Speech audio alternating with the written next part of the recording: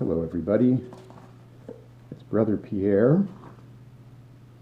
Brother, because I've got a little something for adult children. We've all been hunkering down, and many of us have been hunkering down with family. But some of us have also been hunkering down away from family. I'm thinking of those of us, especially, who haven't been able to see our parents. And I'm thinking about my friends who may have lost a parent in the last year. This is a little bit of writing by John McPhee called Silk Parachute. When your mother is 99 years old, you have so many memories of her that they tend to overlap, intermingle, and blur. It is extremely difficult to single out one or two, impossible to remember any that exemplify the whole.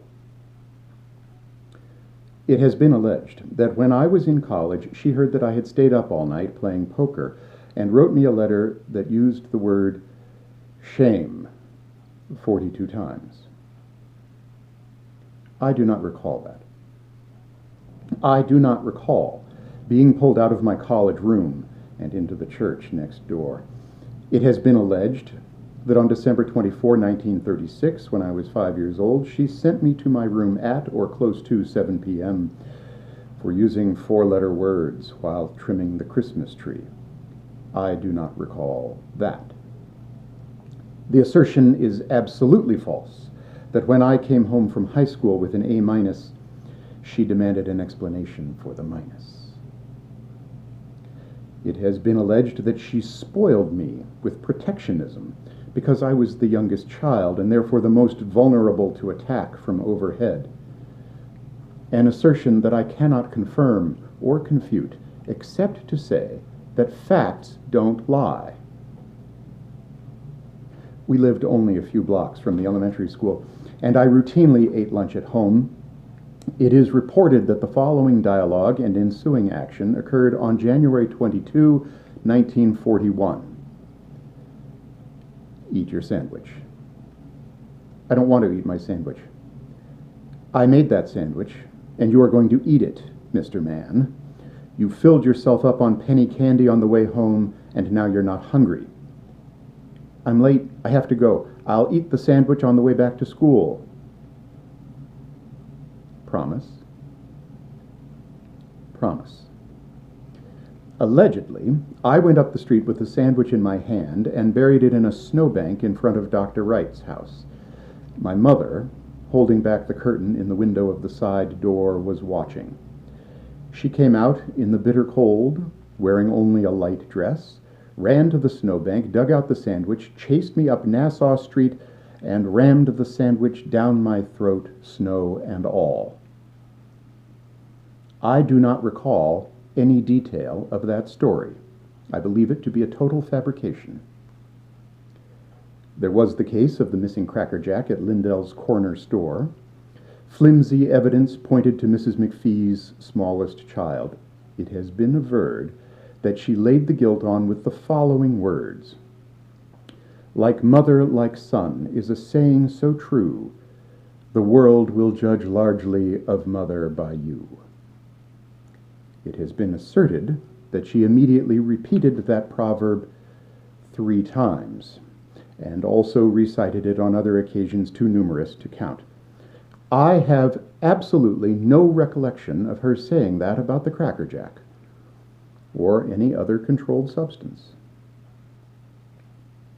We have now covered everything, even faintly unsavory, that has been reported about this person in 99 years, and even those items are a collection of rumors, half-truths, prevarications, false allegations, inaccuracies, innuendos, and canards.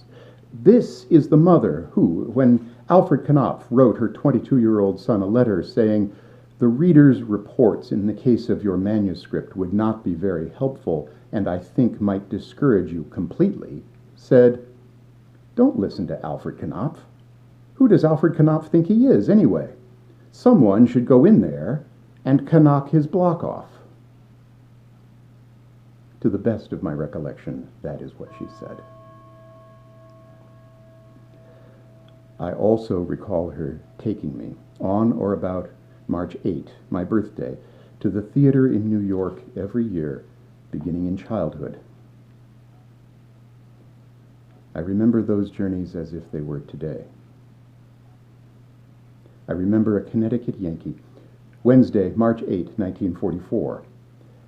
Evidently, my father had written for the tickets because she and I sat in the last row of the second balcony. Mother knew what to do about that. She gave me, for my birthday, an elegant spyglass, sufficient in power to bring the Connecticut Yankee back from Vermont.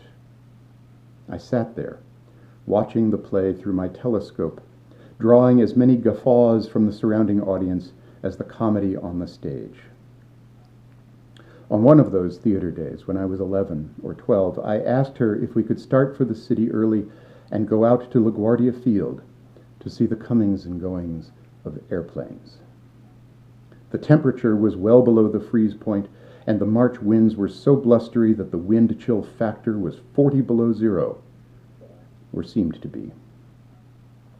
My mother figured out how to take the subway to a stop in Jackson Heights, and a bus from there, a feat I am unable to duplicate to this day.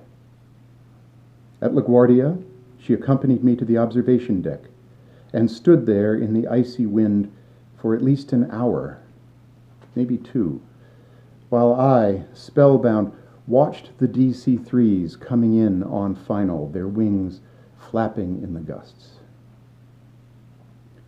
When we at last left the observation deck, we went downstairs into the terminal, where she bought me what appeared to be a black rubber ball, but on closer inspection was a pair of hollow hemispheres hinged on one side and folded together. They contained a silk parachute. Opposite the hinge, each hemisphere had a small nib. A piece of string wrapped round and round the two nibs kept the ball closed. If you threw it high into the air, the string unwound, and the parachute blossomed. If you sent it up with a tennis racket, you could put it into the clouds. Not until the development of the multi-megabyte hard disk would the world ever know such a fabulous toy. Folded just so, the parachute never failed. Always, it floated back to you, silkily, beautifully, to start over and float back again. Even if you abused it, whacked it really hard, gracefully, lightly, it floated back to you.